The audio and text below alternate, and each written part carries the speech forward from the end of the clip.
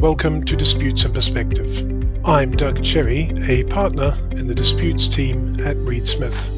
This podcast series will discuss disputes-related trends, hot topics and developments occurring in the global legal landscape, and hopefully provide you with some helpful insights and practical tips.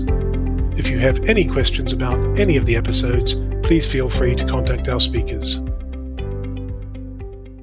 Hello and welcome back. We're going to talk to you today about some litigation that is known as the Pushbacks litigation, because that was the name of a government scheme, which we'll describe in a minute.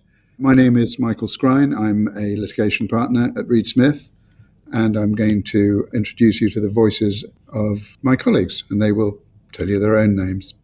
Well, on the assumption that I'm next, Michael, thanks for that.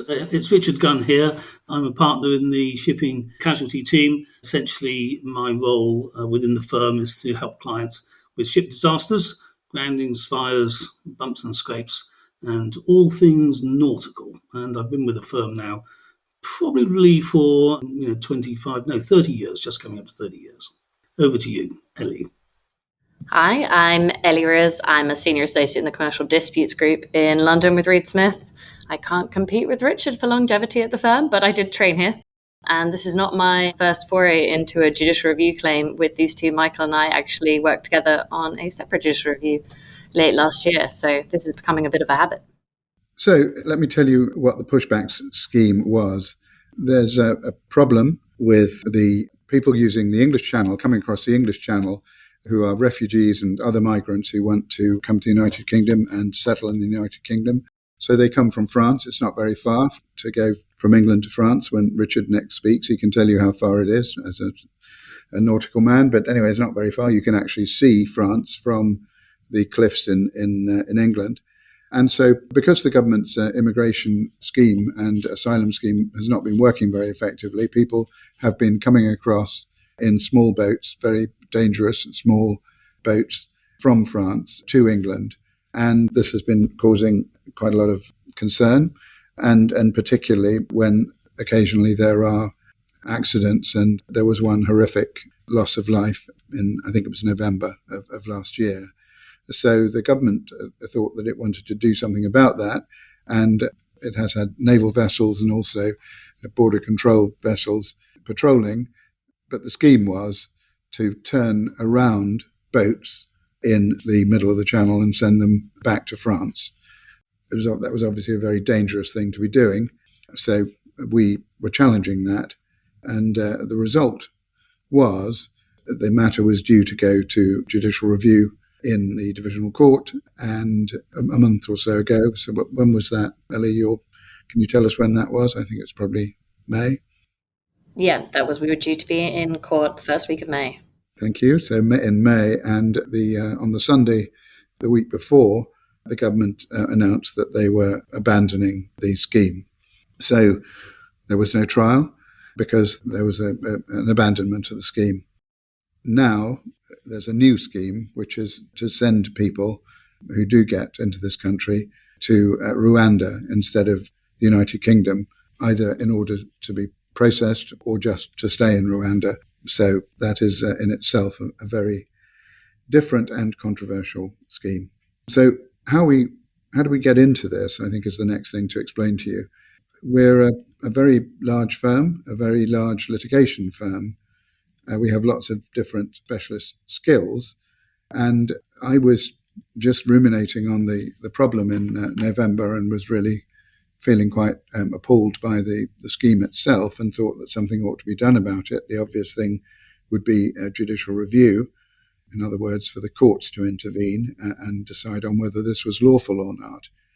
And I thought, well, is this something that we've actually got anything to contribute on as a firm? And that made me think, well, we obviously did, because we have a strong nautical practice. So I asked Richard whether he was up for getting involved in this, and he very quickly said yes. And so that is what I thought that we could bring to it, so that we could combine our knowledge of public law, because as Ellie was just explaining, she and I had done quite a large case very shortly before that, and I've been doing administrative law cases for longer than the time that Richard's been at the firm, so quite a long time. I also thought that we not only would we have the knowledge, but we would have the ability to get in touch with specialist barristers and bring them onto the project. So, Ellie, would you like to outline the public law team for our listeners? Thanks, Michael. The public law team that we got in touch with were the barristers at Matrix Chambers. Specifically, we asked Chris Butler QC and Jim Rowbottom to work with us. They're both public law specialists. They have really detailed knowledge about how to handle. When we say public law or administrative law, we're talking about sort of the law that governs relationships between bodies and then the state or the government. And interestingly, when we got in touch with Chris and Jim, they were already sort of in demand. They'd been asked by another claimant to represent them in a separate challenge to this pushbacks policy. We thought this was actually a great opportunity to have the benefit of their skills linking those claims together. I thought they were absolutely fantastic. Chris, calm and in control, clearly used to taking the government head on. And then Jim, absolutely all over the details. So it was a great team from that perspective. Thank you, Ellie. Now, Richard, what about on the maritime law side? Would you like to fill our audience in on that? Yeah, thanks, Michael. Yeah, well, one of the things when we spoke, as you recall, was whether or not it was, in fact, likely to be breaching international law or as incorporated into English law. And so we realised that the administrative team that Ellie and you put together probably didn't have that specialist knowledge. So that's what required us to look for a barrister with that level of skill. I'd recently finished a fairly complicated collision case with James Turner QC of Quadrant Chambers. He's quite active on Twitter, and I think had posted something on this anyway, and on LinkedIn, I believe, in relation to the pushbacks policy, as he considered it to be bizarre in the extreme. And so I thought he'd be a useful person. So I contacted him, and he was signed up straight away on a pro bono basis, as we were doing, which I thought was showed fantastic commitment. And you're absolutely right, Richard, about how little the non-maritime lawyers knew and understood of maritime law, any of us, I think. So that was wonderful to get him on board. And then it wasn't just barristers, was it? We needed an expert because of the safety implications of this scheme. Can you tell us about that?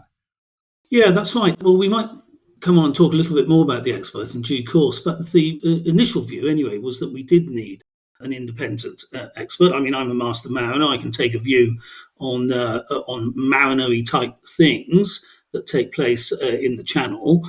But our initial view was, well, we probably needed an independent expert rather than someone might say biased view on it. And of course, there were a number of experts out there that would be suitably qualified to that.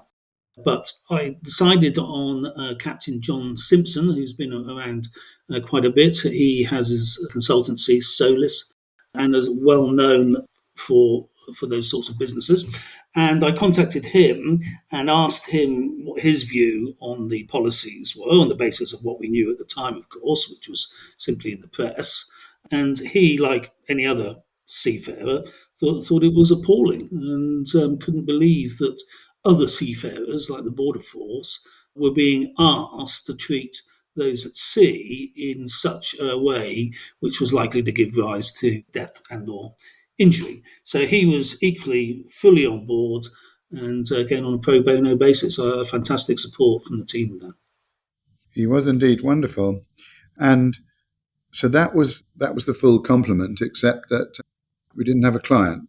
So we had to plug that gap. So I got in touch with the Good Law Project, which is well known in relation to things particularly challenging government and other things, I think. So, but anyway, I'll get in touch with the Good Law Project and ask Joe Morm, whether there was anybody whether they wanted to be involved or knew of anybody. They came back to us and said that Channel Rescue would like to be involved.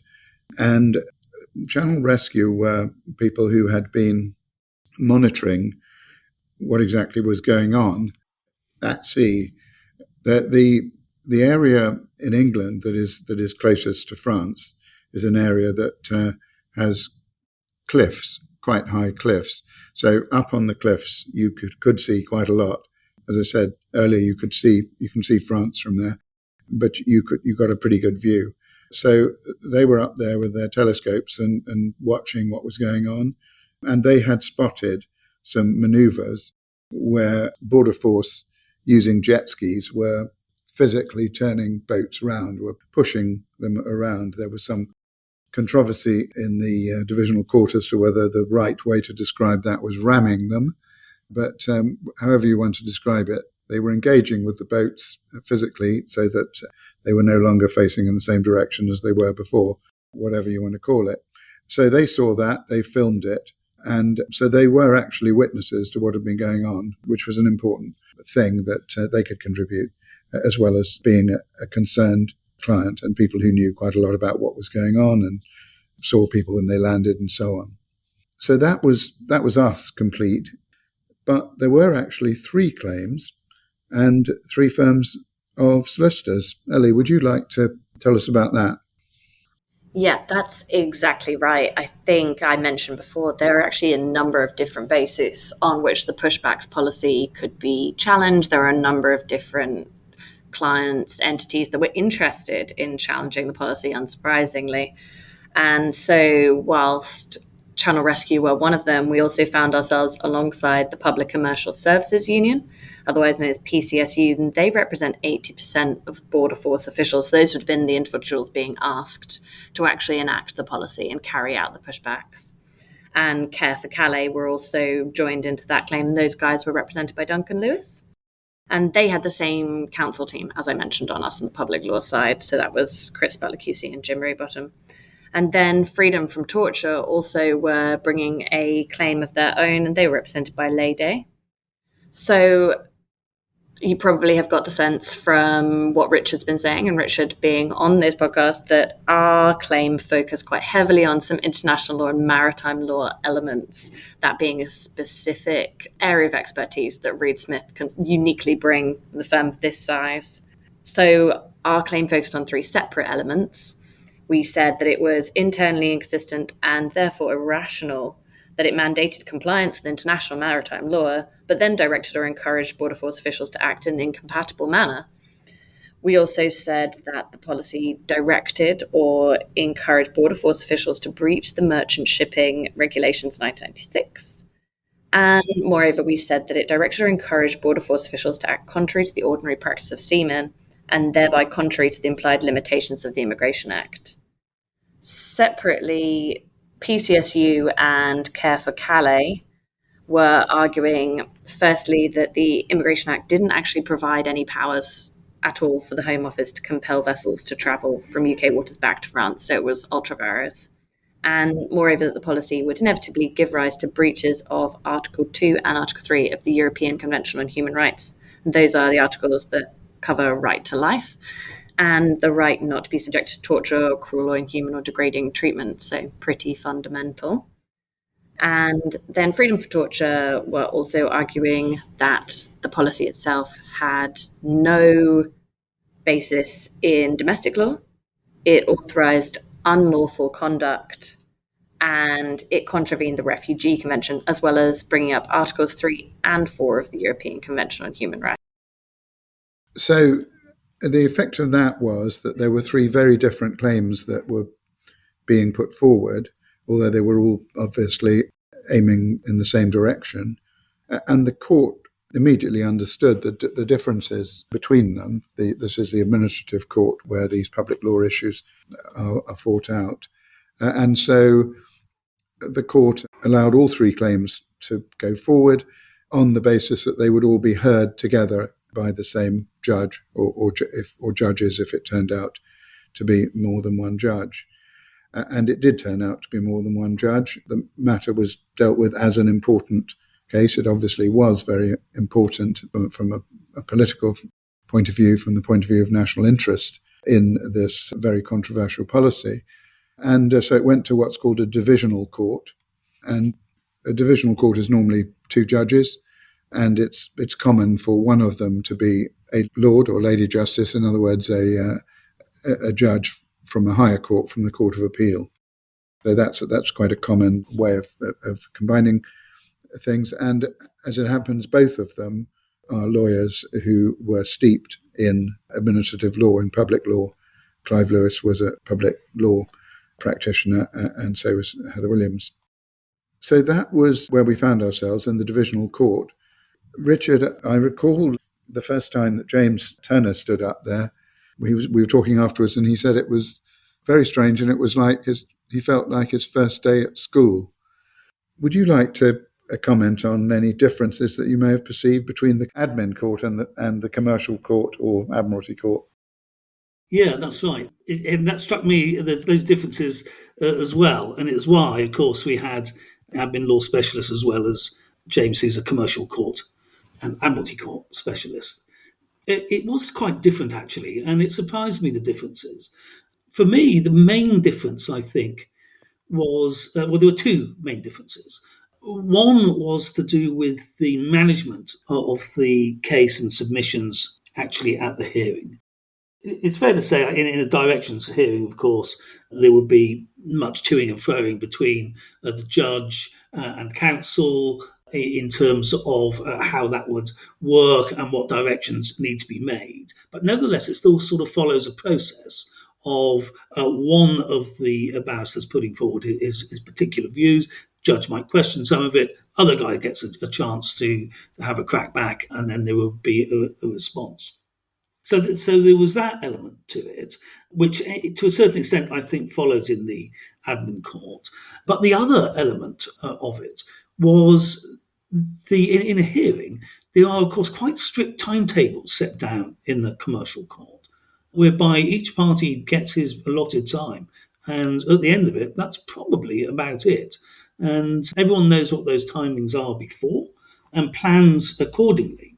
Now, it might be that was something that was known, but it did strike me as being slightly, not haphazard, but more flexible in some ways in relation to the arguments that could be made. But James's new boy in school point, I think, refers to the fact that the interaction between judges and barristers, the fairly regular interruption and questioning and challenging of issues that you tend not to get at that level of hearing in the commercial court. Once you get into the higher courts, whether it's Court of Appeal, of course, or the Supreme Court, then you get a lot more interaction. And perhaps, as you say, because this is a divisional court with that Court of Appeal type element to it, perhaps that's what engenders this debate and challenge of the barrister's point to a greater depth than one would see in the High Court. I think that one of the differences that you noted, and were not, I think, very happy about, was in relation to the use of experts, Richard. Yeah, that's right. As I just said a short while ago, we thought, well, we need an expert because we'll need an independent expert in order to put forward their views. If I think about the Admiralty Court, for example, which is a specialist court where the Admiralty judge hears Admiralty matters as his day job on a regular basis, even in that court, what is required are, outside of collision cases, there's independent expert evidence from both sides. In a collision case, the Admiralty judge is advised by mariners, nautical assessors provided by Trinity House. So in both those cases, there's expert evidence available to the court, which goes to the meaning and the actions of those on board ships. So when one thinks about the points that Ellie just made about what we were arguing in terms of the ordinary practice of seamen, for example, or compliance with the Merchant Shipping Act as regards the collision regs, the collision regulations which guide the actions of ships at sea, the Admiralty judge and High Court judges in non-collision type matters, but nevertheless seafaring matters, are always guided by experts who can say, well, this is or is not out with the ordinary practice of seamen. And so I was expecting that, and I think we all were, which is why we got John on board to be able to provide that independent advice. But as we discovered in a judicial review hearing, expert evidence is rarely allowed. And the basis of which, understood it, is in essence that, well, but if in fact expert evidence is required, then it's one's putting forward a point of view on what the position might be. And that, of course, is not what judicial review is about. It has to be, the action might be unlawful, not necessarily unlawful at some time or not, depending on the particular actions or otherwise of the parties. So I was surprised when the permission to adduce expert evidence was refused, because it meant essentially that the judges, none of whom I suspect are nautical experts, would be taking a view on what was the ordinary practice of seamen, based on one assumes on a commonsensical approach. One of the strange things about the case was that we did notice one similarity between perhaps the maritime world and the admin court, and that is that so much of what was being said by the barristers and by the judge or judges consisted of nautical terms, which I was going to suggest that we explore, but I don't think we have time to do that, sadly. But all our listeners can think about how much when they're talking about nautical things without realizing it. I just want quickly to ask Ellie whether there were any particular challenges that she wants to refer to, challenges that the case posed for conducting this. So there are a couple that spring to mind, actually. The first was certainly for us, I think, the interplay between our legal minds and just the understanding of the underlying urgency and seriousness of this policy. So the whole judicial review claim process, we were done in about 4 months, and there's an emphasis in this type of claim in moving quickly, because you are usually dealing with a fairly serious point of principle. But at the same time, as lawyers, we want to be strategically smart about this. We have made applications to things like interim relief.